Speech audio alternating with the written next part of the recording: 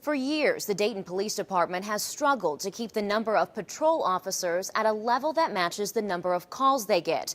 That means more officers are putting in extra hours to keep you safe. It's a problem even the chief told me he's concerned about.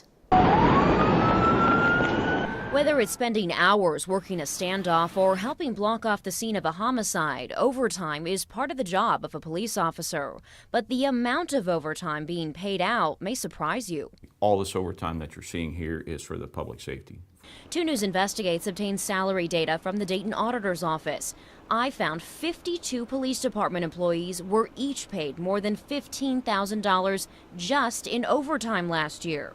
The officer who made the highest amount in overtime last year took home $88,000, $51,000 in salary, $37,000 in overtime. Altogether, Dayton Police overtime is costing taxpayers more than $1.5 million a year. But the bigger concern is the toll it takes on the people protecting you. Are cops cashing in and burning out? Because there's more to it than just the dollars associated with that overtime.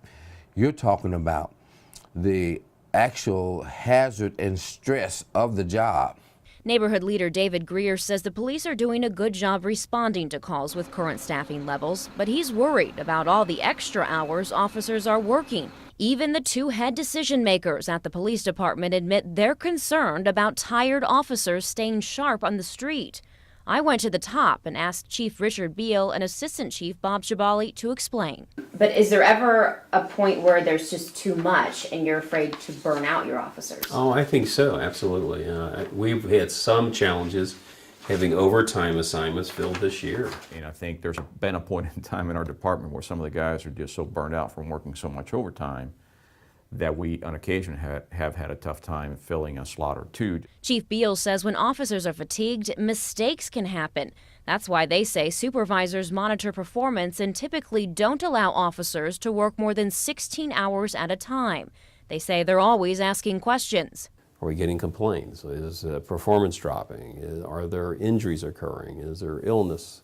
I think it would be better to have an appropriate number of police officers as opposed to continuing to overwork the police officers. So I asked why they're not doing that. How come you can't just hire more officers?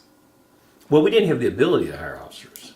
In 2008, the Justice Department sued the city of Dayton for unfair testing of new officers and firefighters. The penalty put a hold on hiring for a little over 4 years. They just came out of it last August. Chief Beal hopes to hire 17 more officers in December. What would be your message to the community to make sure that they're still staying safe amongst these challenges? Well, I actually would point to the data. I mean, the good news here is that despite the decline in staffing, we are a far safer city. Now, I checked and found that violent crime in Dayton is down 9% this year. 2 years ago, it dropped 16%.